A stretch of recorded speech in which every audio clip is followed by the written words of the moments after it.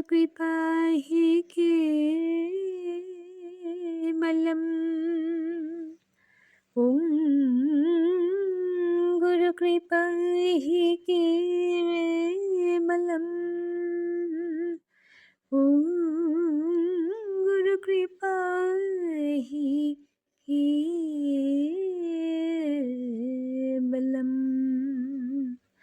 ॐ गुरुश्रीचरणशरणम्।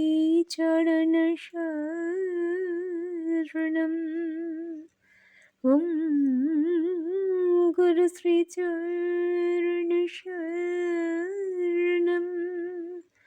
ॐ गुरुश्रीचरणशरणम्।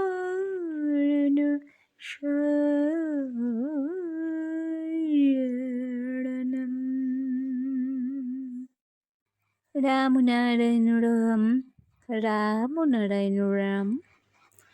শুভারম্ভে আমার পরমারাধ্য স্রষ্টা বাবা, আমার প্রিয় ঠাকুর বাবার শ্রীপাদ পদ্মে জানাই শত সহস্র কোটি প্রণাম। তৎসহ আমার সকল দর্শক বন্ধুর জন্য রইল আমার বৈদিক সম্ভাষণ রাম নারায়ণ রাম। আজ আবারও ঠাকুর বাবার শৈশব লীলা ও অমূল্য শিক্ষার ধারাবাহিক আলোচনার একটি নতুন পর্ব নিয়ে তোমাদের সামনে উপস্থিত হয়েছি। আশা করি আজও তোমরা শেষ পর্যন্ত আমার সঙ্গে থেকে ঠাকুর বাবার অনন্য জীবন দর্শন ও শিক্ষার অমৃত ধারা গ্রহণ করবে। তাই দেরি না করে সকলে একসঙ্গে ঠাকুর বাবার পবিত্র লীলা সম্ভারে প্রবেশ করি। ঠাকুর ঢাকা থেকে ফেরার পথে আবার পাহাড়ের দিকে রওনা হয়ে গেলেন। দার্জিলিংয়ে লামার বাড়িতে 2-1 দিন থেকে লামা সন্ন্যাসীর সঙ্গে রওনা হলেন তিব্বতের কাছে এক পাহাড়ে। এই পাহাড়ে 12 বছর পর পর সাধক মহানদের আলোচনা সভা বসে। সেখানে দেহি বিদোহী অনেক সাধকের সমাগম হয়। লংটং পাহাড়ের এক জায়গায় সভা বসেছে। ঠাকুরও গিয়ে সেখানে উপস্থিত হলেন। সকলেই নানা আলোচনা করছেন। বেশিরভাগই তারা নির্দিষ্ট সাধনার পথ ধরে কথা বলছেন, যোগ সাধনার কথা, তাদের অভিজ্ঞতার কথা বলছেন। তারা এই জাগতিক জীবন সম্বন্ধে বেশি উৎসাহ দেখান না। দুঃখ দারিদ্র্য আছে, থাকবেও। সবাই তো মরে যাবে, কেউই তো আর থাকবে না। সুতরাং মানুষের দুঃখ দুর্দশার অবসান করতে ওরা বেশি আগ্রহী নন। তাছাড়া সবটাই তো আর দৈবের থেকে হয়নি। বেশিরভাগ দুঃখ দুর্দশা মানুষের নিজের তৈরি। সুতরাং সেখানে হস্তক্ষেপ করে সময় নষ্ট না করে তারা সাধনার পথে এগিয়ে যেতে চান। আত্মোন্নতির দিকেই তাদের বেশি নজর। তাই তাদের আলোচনা বেশিরভাগই চলে শাস্ত্র গ্রন্থের ওপর। বালক ঠাকুরকে তারা সবাই জানেন। শিবের অংশ তার মধ্যে আছে, তা না হলে পাহাড়ের সেই বহু যুগ আগে পোতা ত্রিশূল একটানে তুলে ফেললেন কি করে? এর পূর্বে অনেকে সঙ্গবদ্ধ হয়ে 10-12 জনের শক্তি দিয়েও দড়ি বেঁধে ত্রিশূলটি টেনে তুলতে চেষ্টা করেছেন, কিন্তু পারেননি। এটা অবশ্য বাইরের জগৎকে বোঝানোর জন্য ঐশ্বরিক শক্তির একটা প্রকাশ মাত্র। অন্তরের অনুভূতি রাজ্যে সবাই তারা বুঝেছিলেন যে বালক ঠাকুর জন্মগত সুর নিয়ে এসছেন, তার কথাই আলাদা। সুতরাং বালক ঠাকুর যখন আলাপ করতে শুরু করলেন, তারা বললেন, তুমি তো ত্রিকালজ্ঞ, তোমার আগেরটাও জানা আছে, পরেরটাও জানা আছে। তোমার কথাই শাস্ত্র বাক্য, বেদ বাক্য। ঠাকুর বললেন, দেখো, শাস্ত্র গ্রন্থ আমার পড়া নেই। আমি থাকি প্রকৃতির সুর, প্রকৃতির গ্রন্থ নিয়ে। যে জন্মগত সুর নিয়ে এসেছি সেই সুরেই আমি কথা বলতে পারি। ঠাকুর বললেন, এই বিশ্বজগৎ যে মহাচৈতন্যের সুর বয়ে নিয়ে চলেছে, সেই সুরের ধারায়, সেই গতির ধারায় জীবজগতের সৃষ্টি। তাই সেই সুর, সেই গতি সদা সর্বদা সবার মধ্যে চলেছে। তার জন্যই পরিবর্তনের মাঝে পরিবর্তিত হতে হতে, রূপ হতে রূপে রূপান্তরিত হতে হতে সবাই চলেছে অনন্ত গতির পথে। এই দেহ সেই সুরেরই সাড়া। সুতরাং আমাদের সাধনা যা কিছু সবই সেই অনন্ত সুরের সঙ্গে এক গতিতে মিলবার জন্য। এই দেহ বিনাই তাই বাজিয়ে যেতে হবে। সেই সুরের সাথে তোমার সুর যখন এক সুরে আসবে, তখন নিজেরাই সুরময় হয়ে যাবে। সব কিছু সমস্যার সমাধান তখন আপনিই হয়ে যাবে। পাহাড়ের একটা গুহার মুখে বিরাট বিরাট বিষাক্ত সাপ কিলবিল করছে। কেউ সাহস করে গুহার কাছে যায় না। লোকে বলে ভিতরে অনেক গুচ্ছ জিনিস আছে। ভিতরে কয়েকটি পাথরের আসন পাতা। ঠাকুর ইতস্তত না করে এগিয়ে গেলেন সাপগুলোকে এড়িয়ে। ভিতরে গিয়ে তিনি সব দেখলেন এবং বেশ কিছুক্ষণ পর বেরিয়ে এলেন।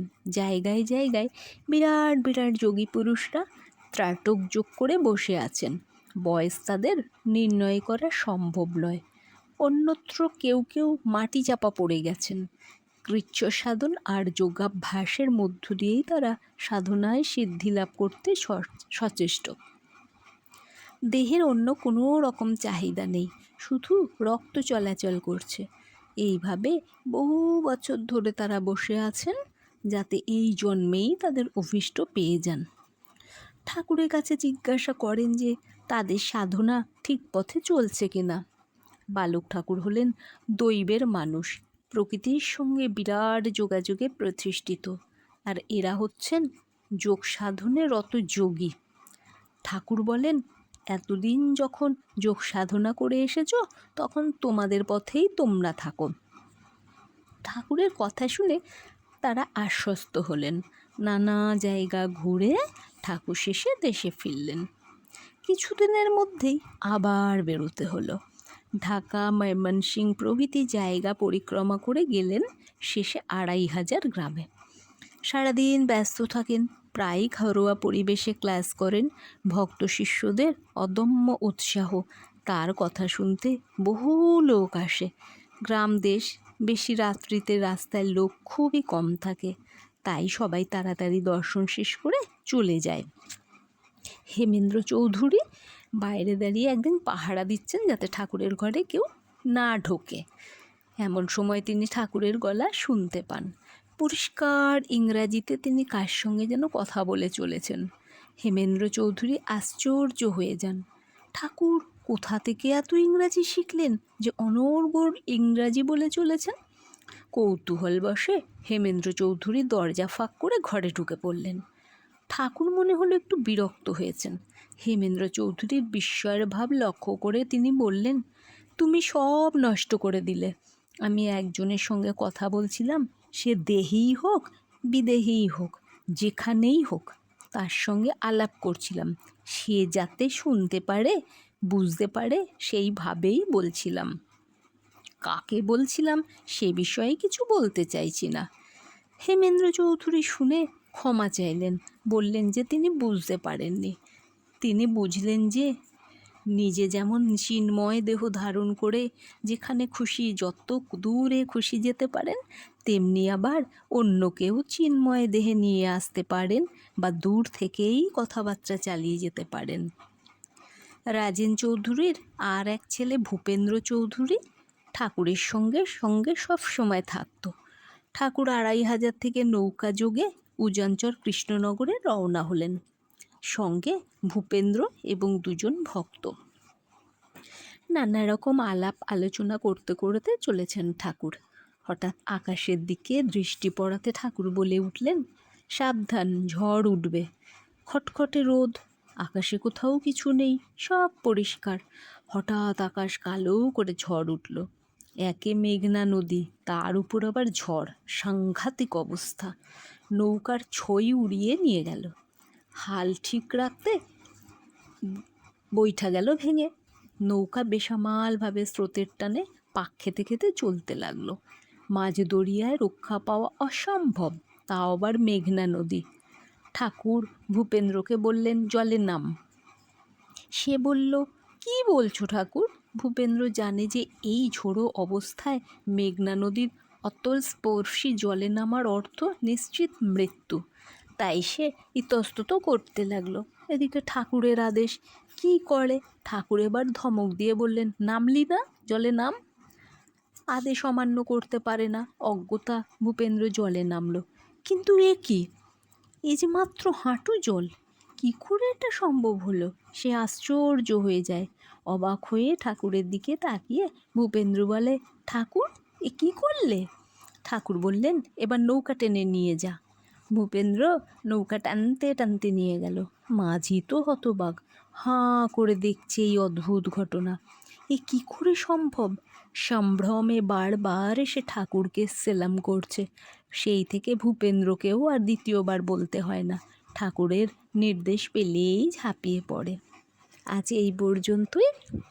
দেখা হচ্ছে তোমাদের সকলের সঙ্গে আমার আবার পরবর্তী ভিডিওতে। সকলে ঠাকুর বাবার আশীর্বাদে সুস্থ থেকো, ভালো থেকো, সুরক্ষিত থেকো। রাম নারায়ণ রাম, রাম নারায়ণ রাম।